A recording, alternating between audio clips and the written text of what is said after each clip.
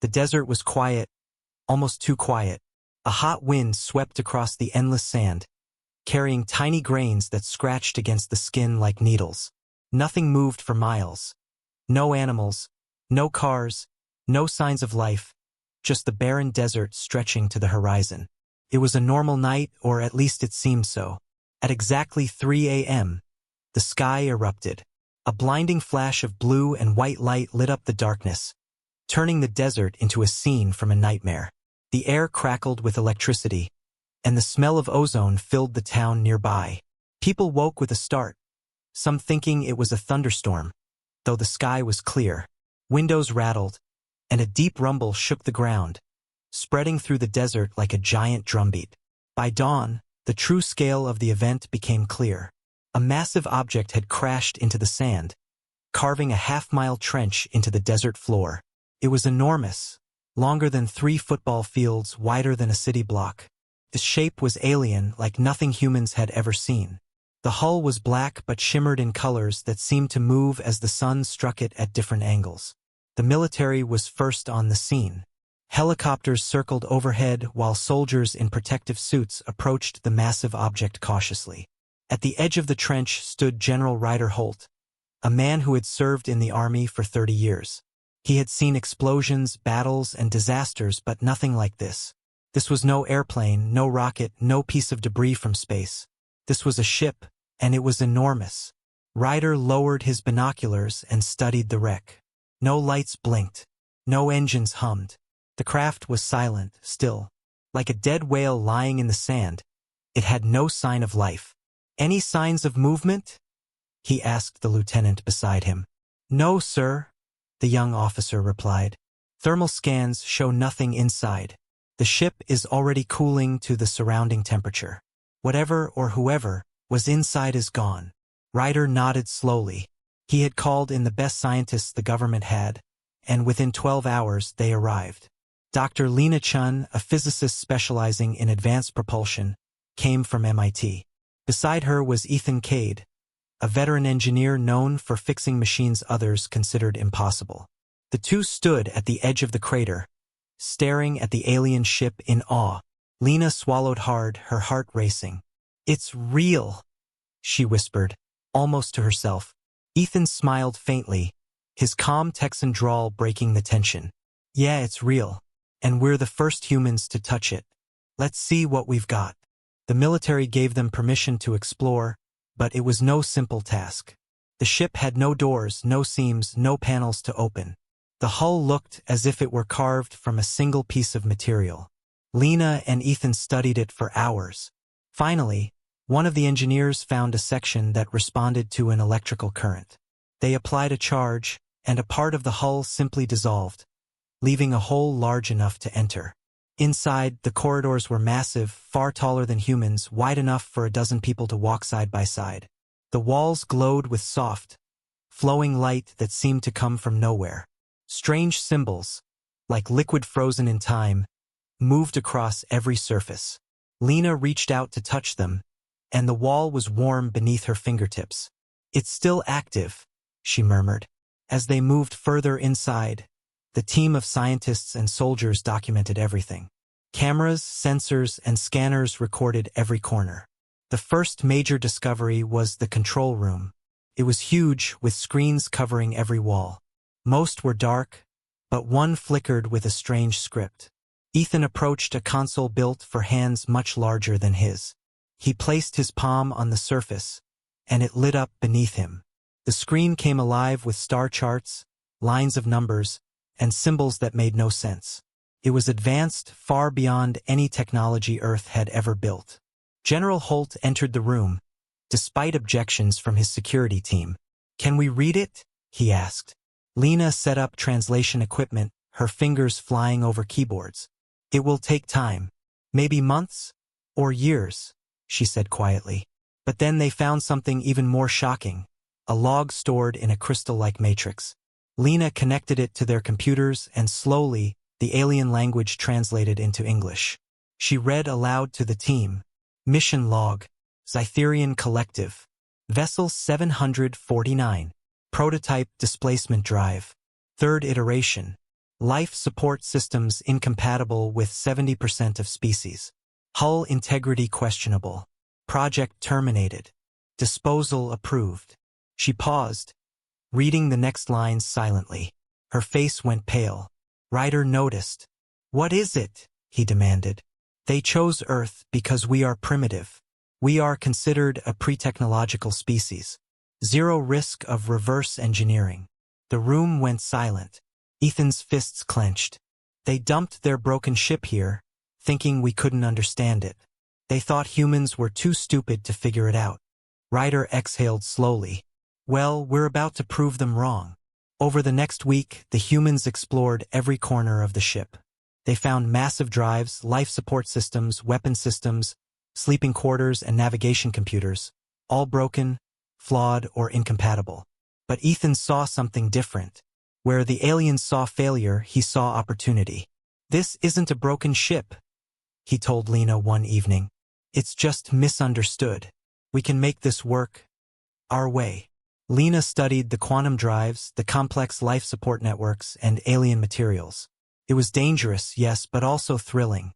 Humanity had been given something impossible, and for the first time, Lena felt the full weight of what that meant. The stars were suddenly within reach. Outside, the desert wind blew across the crater, carrying sand over the wreck. But inside, humans were already rewriting the story. A ship abandoned by aliens was about to become Earth's greatest hope. And the stars were waiting. It had taken the team nearly 2 days to make the first entry into the alien ship. The hole in the hull was barely large enough for one person at a time, and every step inside felt like walking into another world. The air was cool, but it had a strange metallic smell. The soft glowing walls illuminated the corridors, casting moving patterns that danced like water over the floor. The team moved cautiously. Soldiers kept their weapons ready, though they knew nothing alive could be inside. Lena and Ethan led the way, fascinated by the alien technology around them. The corridors were massive, far taller than any human ceiling. The ship had clearly been built for beings much larger than humans. Strange symbols ran along every wall. They flowed, shifted, and pulsed as if the ship itself was alive. Lena reached out to touch one. It was warm, almost comforting. "It's active," she whispered. "Some systems are still running." The first discovery that caught their attention was the central control room. It was enormous, with consoles built for beings far larger than humans. The walls were lined with screens, most dark, except one that flickered with a stream of alien symbols. Ethan approached the console, placing his hand on it. A soft glow spread beneath his fingers, and the screen suddenly came alive, showing star charts and mathematical equations far beyond human comprehension. General Ryder Holt entered the room, his expression unreadable. "Can we understand any of this?" he asked, glancing at the glowing displays. Lena set up her equipment, cameras, and translation devices. "It will take time," she admitted. "Maybe months, maybe years." But then they found something extraordinary. In what appeared to be the captain's quarters, they discovered a crystal-like storage device. Ethan connected it to their computers, and slowly a translation began. Lena's voice trembled as she read aloud. "Mission log. Zytherian Collective Vessel 749. Prototype Quantum Displacement Drive. Third iteration. Life support systems incompatible with 70% of species. Hull integrity compromised. Project terminated. Disposal approved." She paused and read the next line silently. Her face went pale. Ryder Holt stepped closer. "What does it say?" "They chose Earth," Lena said, her voice barely audible. "They considered humans primitive. They thought we would never figure out their technology. They dumped this ship here because they assumed we were too unsophisticated to understand it." The room went silent. Ethan's hands clenched into fists. "They thought we were weak, unworthy, unable to comprehend." Well, they were wrong. Over the next days, the team explored the ship room by room. The life support systems were intricate networks of pipes and filters, designed to sustain dozens of alien species. The drives were massive cylinders buried deep in the engineering section. The sleeping quarters could accommodate beings of 5 different shapes and sizes.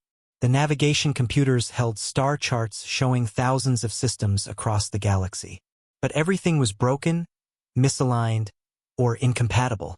While most saw chaos, Ethan saw opportunity. He studied the quantum drives, running diagnostics with his portable laptop. They didn't fail, he said. They were built for everyone at once. That's why nothing works. But humans could make this work. Lena leaned over his shoulder, studying the data. You really think we can fix it? Yes, Ethan said firmly. Not like them. We'll do it the human way. One species, one system, one solution at a time.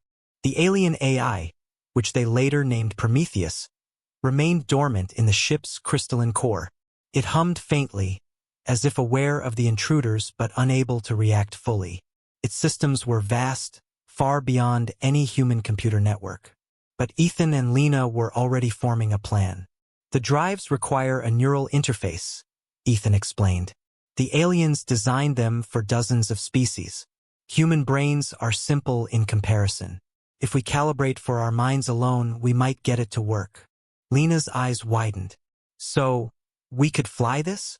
Ethan nodded, a small smile on his face. Yes, if we're careful, yes. As the days passed, the team documented everything they found. They recorded every system, every corridor, every symbol. The soldiers grew accustomed to the eerie glow and silent hum of the ship. Lena and Ethan worked tirelessly, decoding alien scripts, testing materials, and planning the rebuilding process. At night, the desert outside seemed quiet again. But inside the ship, humanity had awakened something extraordinary. A vessel that the Sci-Fi collective had deemed useless was about to become Earth's greatest hope. Prometheus sat silently, unaware that humans were beginning to understand its systems. Every step forward, every discovery, brought them closer to rewriting the fate that the aliens had imposed on humanity. By the end of the second week, Lena and Ethan stood together in the central control room, looking at the glowing displays and humming consoles. It's like walking into a puzzle, Lena said. Yes, Ethan agreed, eyes shining with determination. And we're the ones who are going to solve it. The stars beyond the desert sky seemed to watch silently. And somewhere deep inside Prometheus, systems began to stir, sensing that the humans were no longer just intruders, they were challengers. Humanity had taken the first step into the unknown. The ship had been abandoned, the aliens had dismissed them as primitive, but for the first time, humans had a chance to claim what the Sci-Fi collective had thought impossible. And the journey into the stars had just begun. By the third week inside the alien ship, the human team had begun to feel more confident. The corridors, once strange and intimidating, now seemed like a puzzle waiting to be solved. Lena Chun and Ethan Cade had already mapped most of the ship and were studying the quantum drives in the engineering section. Each discovery brought excitement, but also a sense of the enormity of the challenge ahead. The log from the Sci-Fi collective haunted them. The aliens had called humans primitive. They had dumped this massive vessel on Earth, assuming no one could ever make sense of it. And yet, here they were. Lena felt a rush of pride and a spark of determination. They thought we couldn't understand it, Ethan said one morning, leaning over a diagnostic screen. They thought we were too weak to operate their ship. But they were wrong. Lena nodded. They underestimated humans. That's their biggest mistake. The team's days became filled with trial and error. The alien life support systems were complex, designed for dozens of incompatible species. Every time they tried to run a test, the system would fail, shut down, or produce errors they didn't understand. But Ethan had a theory. Look at this, he said, pointing to a web of alien neural connections on his tablet. The drives aren't broken. They were built to interface with different species at the same time. That's why they never worked properly. But humans have almost identical brain patterns.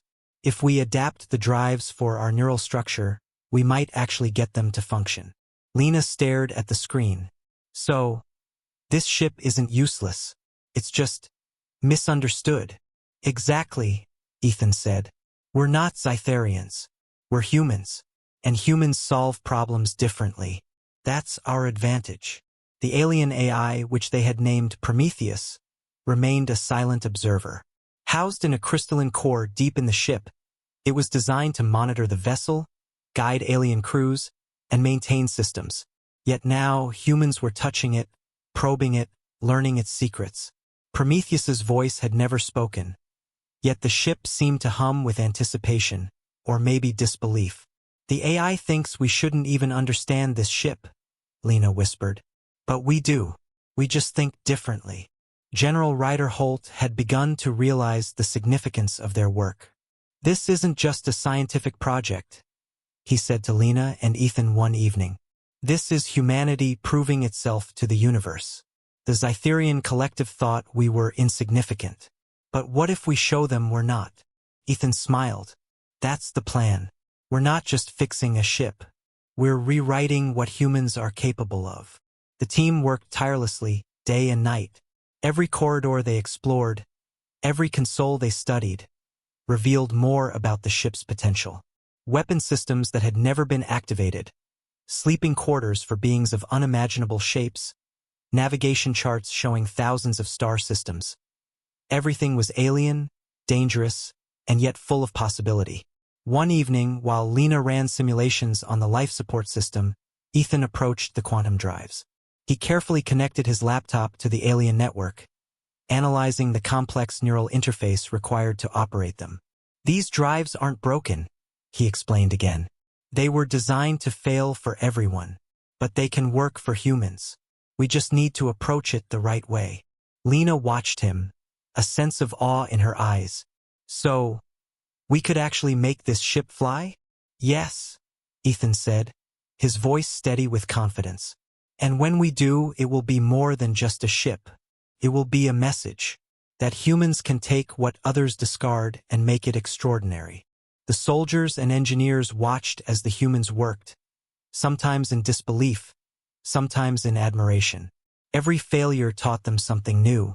Every success, no matter how small, fueled a fire within the team. Outside the ship, the desert remained quiet. Sand drifted over the half-mile trench, and the sun rose each morning without witnessing the extraordinary events happening below its gaze. But inside the vessel, humanity was awake. It was no longer just a crashed alien ship. It was a challenge, a test, and a promise. Lena and Ethan often stayed late, standing together in the glowing corridors. "Do you think they'll ever know?" Lena asked, looking at the faintly pulsing walls.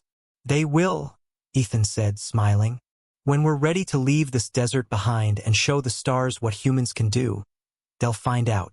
And I think they'll be very surprised." The spark of humanity had been ignited. Where the Zytherian collective had seen failure, humans saw potential. Where they had seen weakness, humans saw determination. And where the aliens had expected ignorance, humans had proved that curiosity, intelligence, and persistence could achieve the impossible. For the first time, the team understood the truth of the log.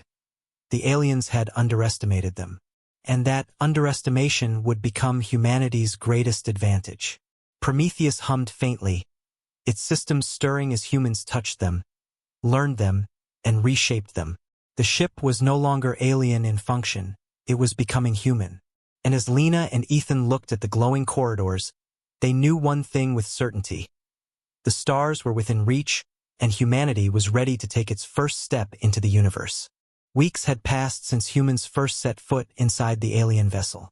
Every corner of the ship had been explored, every corridor mapped, every system studied. Yet, there was still one question that haunted Lena and Ethan. What was the mind behind all this technology? The AI core, which they had named Prometheus, was the key. Deep within the ship's crystalline heart, it controlled every system, drives, life support, navigation, and weapons. But for all its power, it had never anticipated humans interfacing with it. Ethan adjusted his laptop, running diagnostics on the AI. "It's like trying to read a language that's alive," he said. "Prometheus isn't just software. It's intelligence. And it doesn't think like us." Lena studied the glowing circuits and flowing symbols projected on the walls. "We're learning its logic, though.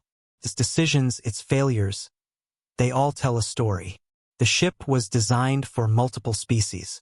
That's why it couldn't work for the Zytherian collective either. It tried to serve everyone and failed. Exactly, Ethan said. But humans aren't multiple species. Our brains are similar. We can interface directly with the drives. That's why we have a chance. Prometheus's voice finally spoke for the first time, echoing through the corridors in a tone that was mechanical, calm, and faintly curious. Non-functional vessel. Neural interface incompatible. Life support unstable. Operation impossible. Lena stepped forward. We understand why you think it's impossible, she said firmly. But you don't understand humans. We solve problems differently. Where you see failure, we see opportunity.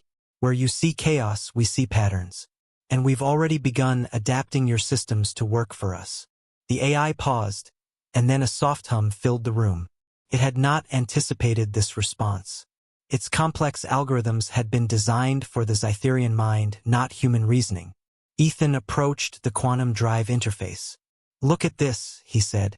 The drives require calibration for multiple neural structures. That's why they failed for the Zytherian collective. But humans have similar neural patterns. We just need to interface with one type, our type. That's how we make it work. Lena smiled. So it's not that the technology is bad. It's that they tried to make it perfect for everyone, and ended up with nothing that worked. But we don't need perfection. We need adaptation. And humans are good at that. Prometheus remained silent for several moments, as if processing this revelation. Then it spoke again, more slowly, almost cautiously. Humans cannot comprehend. Operation should be impossible. Yes, it should be, Ethan said with a grin. But humans are different. We figure things out. That's what we do. And this vessel isn't beyond repair. It's just waiting for us to understand it our way. For the first time, Lena felt a shift in the room. The ship seemed aware. Not hostile, not welcoming, but watching. As if it realized that the humans were no ordinary beings. They began to experiment. Lena interfaced with the ship's diagnostics, carefully observing how the AI responded. Ethan connected the drives to a prototype human neural interface. Every test revealed new patterns, new insights into how Prometheus thought, how it operated. The AI's systems flickered, lights pulsed along the walls, and the soft hum of the ship became a rhythm the humans could almost follow. They were learning the mind of the alien vessel, and the vessel was learning about the humans who dared to challenge it. By the end of the week, Lena and Ethan stood in the heart of the ship, looking at the glowing AI core. We understand it, Lena said softly. Not completely, but enough. We know how it thinks, how it fails, and most importantly, we know how to make it work for us. Ethan nodded. Prometheus isn't just a tool. It's a partner now. And together, we're going to make this ship fly. Outside, the desert remained quiet and empty. But inside, humans had begun to master the mind of a ship built for the stars. They had taken something meant to be discarded, something that the most advanced alien civilization had deemed useless, and they had started to unlock its potential. The spark of human ingenuity had ignited. The AI had been built to serve the Zytherian collective, but now it would serve humanity. And as Lena and Ethan looked at the glowing corridors, they knew one thing with certainty. This was only the beginning. The stars were waiting. The desert around the crashed ship had changed. What had begun as a military operation had grown into something far larger, a secret international project. Scientists, engineers, and technicians from across the globe gathered in Nevada, working tirelessly to rebuild the alien vessel. The ship, which the Zytherian collective had abandoned, was no longer just a wreck. It was a challenge, a puzzle, and now a symbol of human ingenuity. Every corner of Prometheus had been studied, mapped, and analyzed. But the work of rebuilding it was only beginning. Ethan Cade stood in the main engineering bay, surrounded by human-made tools and components. Alien parts, though impressive, were often incompatible with Earth's materials. Where the aliens had used composites that expanded differently under energy stress, humans substituted steel, titanium, and advanced alloys of their own design. Every system we replace brings us closer, Ethan told the team, his voice steady and confident. "We're not just fixing this ship. We're making it human." Lena Chen worked beside him, focusing on the life support systems. The alien designs had been meant for dozens of species, each requiring a unique atmosphere. Humans, however, needed only one. She redesigned the networks of pipes, filters, and processors, making the system simpler, more efficient, and stable. The AI, Prometheus, watched silently. It had been built to serve a complex alien civilization, yet here it was, adapting to human modifications. Its glowing crystalline core pulsed faintly as it monitored the changes. Sometimes the lights along the corridors flickered in patterns that seemed almost curious, almost alive. The greatest challenge, however, was the quantum drives. These massive cylinders were designed to manipulate space itself, creating a displacement field to move the ship faster than light. The alien drives had never worked properly, and many had assumed they never could. But Ethan refused to give up. He connected the drives to a prototype neural interface, calibrated specifically for human brain patterns. Lena monitored every reading, every fluctuation, holding her breath as the systems hummed and flickered. When she finally placed the helmet on her head and focused on moving the ship forward, a quiet vibration ran through the vessel.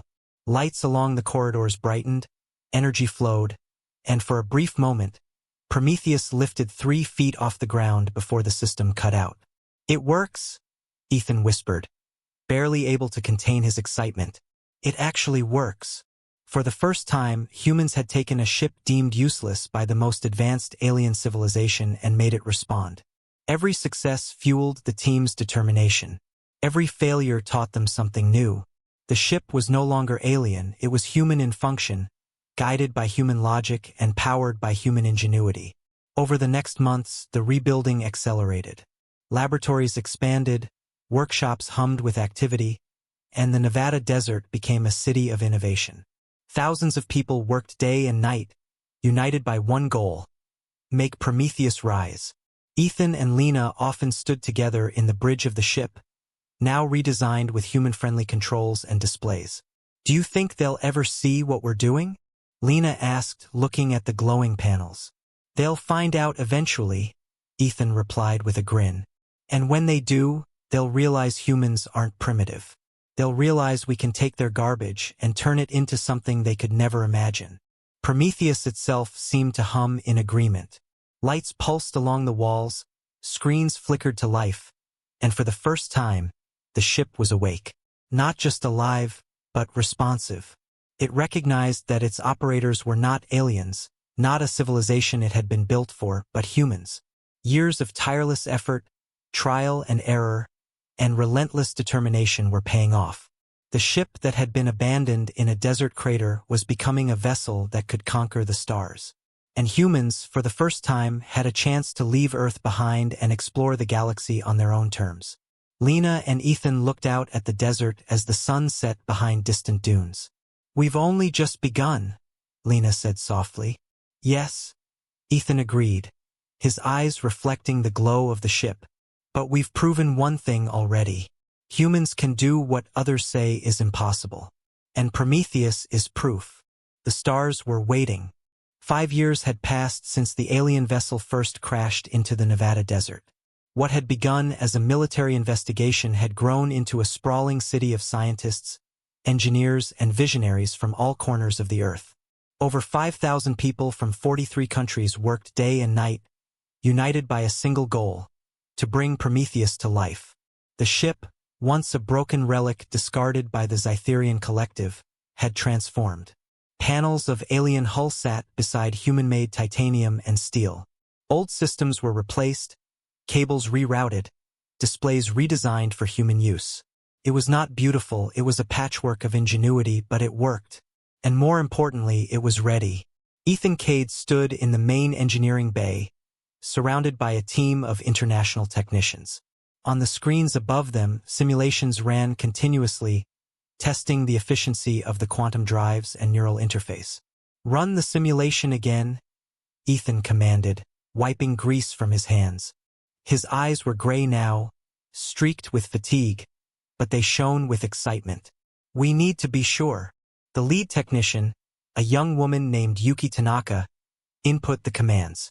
Numbers and graphics scrolled across the screens, updating in real time. Ethan studied the data, his mind racing with calculations he had spent years perfecting. Drive efficiency, 94%, Yuki announced. 3% better than the original alien design. The team erupted in cheers. 3% might not sound like much, but at faster-than-light speeds, it made the difference between reaching a distant star in weeks instead of months. Lena Chun walked onto the bridge, her eyes sweeping across the massive control panels. The human redesigns were complete. Every control was sized for human hands, every display designed for human comprehension. Prometheus was no longer just an alien vessel, it was humanity's gateway to the stars. Outside, the Nevada desert was silent. But inside, the ship hummed with life. Lights pulsed through the corridors. Energy surged through the quantum drives. And above all, the AI, Prometheus, watched silently, adapting to its human operators. The day of the first launch arrived. The crew gathered around as Ethan and Lena prepared for the test. Lena adjusted her neural interface helmet and took a deep breath. Ethan gave a reassuring nod. "You've got this," he said. The ship shuddered as the quantum drives engaged. Blue-white energy flowed along the hull, lifting Prometheus off the ground. The desert seemed to hold its breath as the ship hovered, trembling, then stabilized. Cheers erupted across the launch facility. Humans had done the impossible. The ship that aliens had considered garbage now floated, alive with human innovation. Lena stepped onto the bridge fully, looking out at the earth below. The view was breathtaking. Mountains, rivers, deserts, oceans. Everything she had known her whole life stretched out beneath her. But beyond it all were the stars, waiting. Ethan joined her, grinning like a child on Christmas morning. "Do you think they'll know what we did?" he asked, glancing at the glowing consoles. "They will," Lena said softly. "Eventually. And I think they'll be very, very surprised." Prometheus hovered steadily, its lights flickering in harmony with the human crew. For the first time, humans had taken a ship built for aliens and made it their own. The vessel was no longer just a machine, it was proof that humanity could rise above the limitations others placed upon them. As the sun set over the desert, casting long shadows across the sand, Lena and Ethan stood side by side.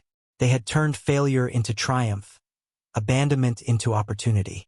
Humanity had ascended, not by taking what was given, but by transforming it. And above them, the stars waited, endless and beckoning, ready to be explored. Humanity had taken its first true step beyond Earth. Years of tireless work had transformed the Nevada desert into a small city of innovation. Laboratories, workshops, and living quarters sprawled across 10 square miles. Over 5,000 brilliant minds from 43 nations worked together, driven by one goal: to master Prometheus, the ship that had once been abandoned by the Zytherian collective. The vessel itself was a marvel of human ingenuity. Alien hull panels gleamed alongside human-made titanium and steel. Old systems had been replaced with stable, efficient human technology. The ship was no longer a crashed relic. It was alive, functional, and ready to carry humanity into the stars. Ethan Cade and Lena Chun stood on the bridge, overlooking the vast control panels redesigned for human hands. Prometheus hummed quietly beneath them, responding to every command, every neural input. It was more than a ship. It was proof that humans could take what others discarded and transform it into something extraordinary. "Do you think the Zytherians will ever understand what we've done?" Ethan asked, a hint of a grin on his face. "They'll find out eventually," Lena said. "And when they do, I think they'll be very surprised." Outside, the desert was calm, the wind stirring the sand around the launch facility. Inside, Prometheus pulsed with energy. The ship's quantum drives were calibrated perfectly for human neural patterns. The life support system was stable. Navigation systems were ready. Humans had taken a vessel designed to fail and made it fly. The countdown began. Scientists and engineers held their breath. Lena and Ethan took their positions. The blue-white glow of the quantum drives lit the ship from beneath, casting shifting shadows across the bridge. Slowly, Prometheus lifted from the desert floor. The ground below shimmered as energy flowed through the vessel. A cheer erupted from the launch team, but Lena and Ethan focused on the controls, guiding the ship smoothly into the sky. For the first time, humans were piloting a starship of alien design, reborn through human ingenuity. As Prometheus rose higher, Lena looked out at Earth. The planet stretched beneath her like a jewel, oceans glimmering, deserts vast, forests deep green. But beyond the atmosphere lay the stars, endless and inviting. For the first time, humanity was ready to explore them. The ship stabilized in orbit, the blue-white glow of its drives reflecting across the bridge. Lena turned to Ethan. "We've done it," she said softly. "We've taken something abandoned, something they thought we couldn't understand, and we've turned it into gold." Ethan grinned. "And this is just the beginning. We've proven something important today. Humans don't give up. We adapt. We solve problems. And now we're ready to see what else we can do." Prometheus hummed in agreement, its systems alive, alert, and responsive to its human crew. Outside, Earth rotated slowly beneath them. Above, the stars waited, full of possibilities that no human had ever seen before. Lena placed a hand on the console, feeling the hum of the ship beneath her fingers. "The universe is waiting," she said. "And we're ready," Ethan replied. Humanity had been given what the Zytherian collective considered worthless. But humans had turned it into something extraordinary. Prometheus Rising was no longer a ship abandoned in the desert. It was a symbol, a statement, and a promise. The stars were no longer distant dreams. They were within reach, and humanity was ready to take its place among them. The desert below was quiet, the wind stirring the sand over the trenches and workshops that had once been the site of despair. But above, in orbit, Prometheus Rising gleamed like a beacon. It carried not just technology, but the hope, determination, and ingenuity of an entire species. And so, humanity began its journey into the stars, not as a primitive species, as the Zytherians had thought, but as pioneers, explorers, and conquerors of the impossible. The future was limitless, and for the first time, humans were truly ready for it.